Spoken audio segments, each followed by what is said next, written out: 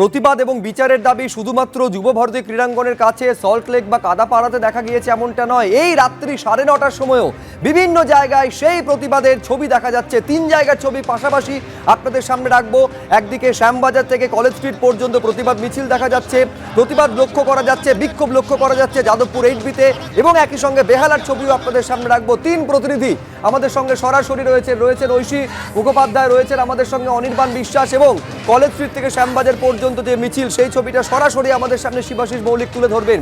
আমি দেখতে পাচ্ছি শিবাশিস, তোমার পেছনে মোমবাতি হাতে মিছিল চলছে, একবার বিস্তারিত বলো। সুব্রজিৎ, একেবারে 14ই আগস্ট রাতে আমরা যে ছবি দেখেছিলাম, নাগরিক সমাজ, মহিলারা তারা নেমেছিলেন রাত দখলের লড়াইতে।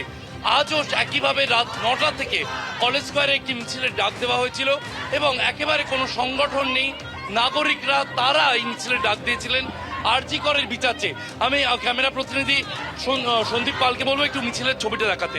মিছিলের ছবিটা যেভাবে আমরা তুলে ধরছি তাতে কলেজ স্কোয়ার থেকে শুরু হয়েছে এই মিছিল এবং এই মিছিলের গন্তব্য শ্যামবাজার।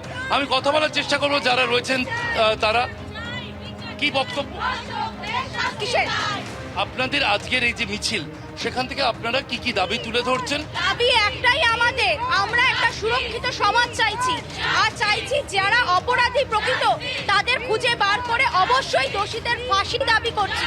কারণ আর কোনো তিলোত্তমাকে যেন এইভাবে প্রাণ হারাতে না হয়, আর এই রেপ কালচার বন্ধ হোক, আমাদের এই সমাজ থেকে রেপ কালচার বন্ধ হোক, এটা যেন দেখে সব ভালোভাবে। আজকে আপনাদের পরিকল্পনা কি শ্যামবাজার পর্যন্ত মিছিল নাকি আরো? শ্যামবাজার অবধি আমরা রেখেছিলাম, কিন্তু এই যে 144 করে দিয়েছে হঠাৎ করে পুলিশ, তো এর জন্য অনেকেই ভাবছে যেখান সেখান থেকে পুলিশ অ্যারেস্ট করছে, অনেক কিছু হচ্ছে। তাই আমরা চাই না যে পুলিশকেও অবমাননা করে আমরা কোথাও যাই। আর কতটা যাবেন? আমরা এই কলেজ স্ট্রিট ক্রসিং অবধিই থাকবো। অর্থাৎ সুব্রজিৎ, পরিকল্পনায় কিছুটা পরিবর্তন, যে কথা আমরা তুলে ধরছি শ্যামবাজার পর্যন্ত নয়, যেহেতু ভারতীয় ন্যায় সংহিতার 163 নম্বর ধারা অনুযায়ী গতকাল বেশ কিছু জায়গায় তারা 5 জনের বেশি জমায়েত অবৈধ করে দিয়েছেন। কলেজ স্ট্রিট ক্রসিং পর্যন্তই এই জমায়েত আজকে যাবে, এমনটাই কিন্তু আমরা জানতে পারছি। অর্থাৎ কলেজ স্ট্রিটেই অবস্থান চলবে, কলেজ স্ট্রিটেই বারবার এই প্রতীকী মিছিল হবে।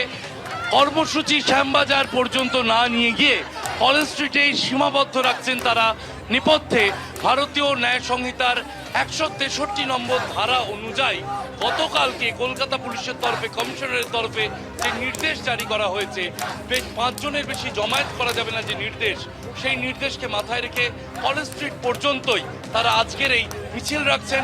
সেই মিছিল বারবার হবে এবং জমায়েত মূলত কলেজ স্কোয়ার, কলেজ স্ট্রিট অঞ্চলেই হবে, এমনটাই কিন্তু আয়োজকরা জানাচ্ছেন। বেশ শিবাশিস, তুমি আমাদের ছবি দেখাতে থাকো।